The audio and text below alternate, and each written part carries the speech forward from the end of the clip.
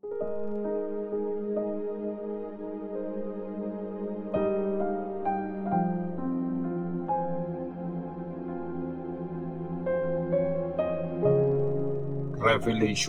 chapter 5. Ang scroll at ang tupa. May nakita akong scroll sa kanang kamay na nakaupo sa trono. Punong-puno ng sulat yung magkabilang side ng scroll at nakasara yun gamit ang 7 seal. Tapos may nakita akong makapangyarihang angel na nagsalita ng malakas. Sino ang deserving na mag-alis sa mga seal at magbukas ng scroll?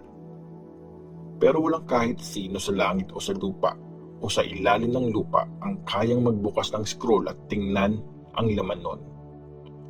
Umiyak ako ng umiyak kasi walang makitang kahit isa man lang na deserving magbukas ng scroll o tumingin sa laman nun. Pero sabi sa akin ng isa sa mga elders, "Huwag kang umiyak. Tingnan mo, ang layon na galing sa lahi ni Judah, ang descendant ni David. Nagtagumpay siya at kaya niyang alisin ang 7 seal at buksan ng scroll." Tapos may nakita akong tupa na nakatayo sa gitna ng trono. Nakapalibot sa kanya yung 4 na buhay na nilalang at yung mga elders. Mukhang pinatay yung tupa. Meron siyang 7 sungay at 7 mata. Yun yung 7 espiritu ng Diyos na pinadala sa buong mundo.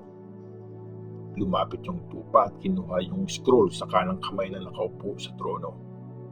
Nung ginawa niya yun, tumapa sa harap ng tupa ang 4 na buhay na nilalang at ang 24 na elders.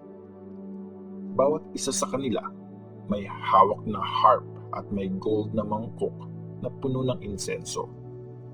Yun yung mga prayers ng mga pinili ng Diyos. Kumanta sila ng bagong awit. Ikaw ang karapat-dapat na kumuha sa scroll at magtanggal sa mga seal nito. Kasi pinatay ka at dugo mo ang pinangtubos sa mga tao para sa Diyos. Mga taong galing sa bawat tribo, language, lahi at bansa. Ginawa mo silang kaharian ng mga priest para mag-serve sa Diyos natin at maghahari sila sa mundo.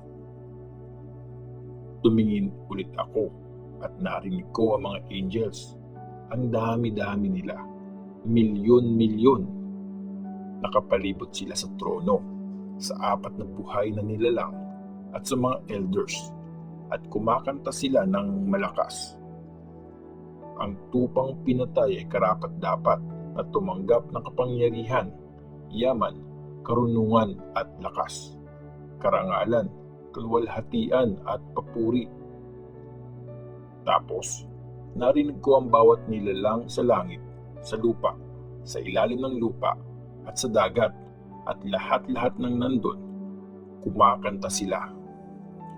Bigyan natin ang nakaupo sa trono at ang tupa ng papuri at karangalan, ng kaluwalhatian at kalakasan, magpakailanman. Sumagot ang 4 na buhay na nilalang, Amen. Tapos, dumapa ang mga elders at sumamba sila.